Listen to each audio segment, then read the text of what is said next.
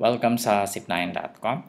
This video magsisimula tayo ng panibagong series. No? Ang series na to will focus on on how to find the area of plane figures, o area of polygons. Now, pag sinabi nating area, siguro ang pinakamadaling kuning area is yung rectangle, no? And siyempre, pag gumamit tayo ng area, kailangan natin ng units, no? At ang ginagamit natin ng unit sa area ay yung square, no? Square units. Ibig sabihin ng kailangan ng units is kailangan natin ng panukat. Ilan bang shape, in this case square, yung nasa loob ng rectangle, no? Hindi mo naman pwedeng circle kasi pag nag-circle ka dyan, may mga matitira kang butas. So, hindi mo talaga masusukat yung area, no? So, for example, pag gumawa ako ng circle, no? Yan, for example, gumawa ako ng circle dito. Kahit eksakto man yung paggawa ko, kunwari, ang ganyan, kunwari. Pag nilapat ko siya dun sa mga, o nilapat ko man siya dun sa loob ng for example, yan, sa loob niyan, may mga matitira akong butas sa labas, no? Kaya mahirap siyang sukatin. Kaya, ang pinaka-fit actually is square, no? Okay, so pag sinabi mo, what is the area? Kailangan mo ng panukat kung gaano kalapad to. And here, ang units natin ay square. So, ibig sabihin, ilang squares meron dun sa loob nitong rectangle na to. I think it's obvious, no? Kahit hindi ko bilangin yan isa-isa. You'll know that it's 12, no? 12 square units. Tandaan nyo, pag area, 12 square units yan, no?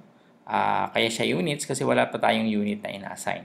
So, pag centimeters yan, 12 square centimeters, no? Okay, so, paano natin kinuha to? Of course, binilang natin. So, 1, 2, 3, 4, 5, 6, 7, 8, 9, 10, 11, 12. 12 nga siya, no? And, yun ba yung pinaka-effective na pagbilang? Nung gano'n, isa-isay natin. Paano kung 100 by 300 yan, no? So, ang second method is to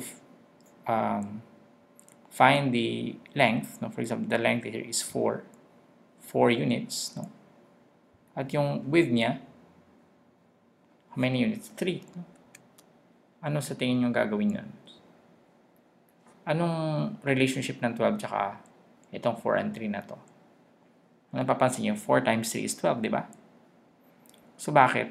Kasi meron kang 4 na units dito. So, 1, 2, 3, 4, no? Tapos may 3 ka dito. May 3 taga-4 ka or may 4 ka na tigta-3. 4 groups of 3 or 3 groups of 4, no? So, pag 4 groups of 3, we have 1, 2, 3, 4. 4 na tagta-3, we have 12 also. Pag 3 groups of 4, pahiga, we have 1, we have 2, we have 3. So, 3 groups of 4 naman yan. And obviously, kung sinabi mong 4 groups of 3 or 3 groups of 4, you're actually multiplying 4 times 3. So, 12. No? What about here? 4 yun nandito, no? 4 units. For example, cm yan. 4 cm kunwari ito. Centimeters. Tapos ilan to? 1, 2, 3, 4, 5, 6, 7, 8. 8 centimeters. Magbibilang pa tayo, no? Katulad ng 4, 8, 12, 16, 20, 24, 28, 32. Magbibilang pa tayo niyan? Or we can just say 4 centimeters times 8 centimeters equals 32 squares centimeters. Pwede mo isulat ng ganyan, no? cm and then square. Or pwede rin itong square, 32 or 32 square centimeters. No? Pwedeng period. Okay? So, mukhang pinakamadali is i-multiply, no? What about here? Parehong 3 ata, no? So, this is square. So, 3 centimeters by 3 centimeters. So, ilan yun? 3 times 3 is 9 square centimeters, no? And here, hindi ko nilagyan, pero this is 0.5, no? Hindi siya eksakto, di ba?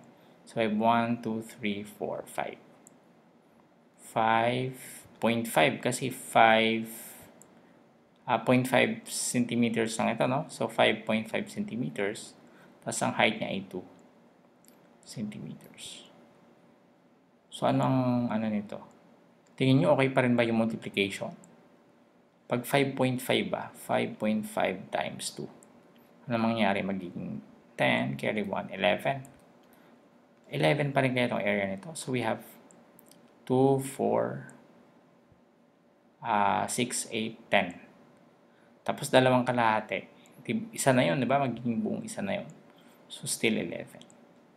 So, 5.5 centimeters times 2 centimeters equals 11 square centimeters. So, yun. Ganun lang pala yun. Minumultiply lang pala yung area ng... Pag kinuha mo pala yung area ng rectangle, if this is your length, no? If this is your length, and this is your width, no? So, area of a rectangle. Sige, summarize natin what we have learned. The area of a rectangle is equal to the product of its length and width. Ibig sabihin pag ang area natin ay A, no? At ang length natin ay L, at ang W natin ay width, A equals L, W.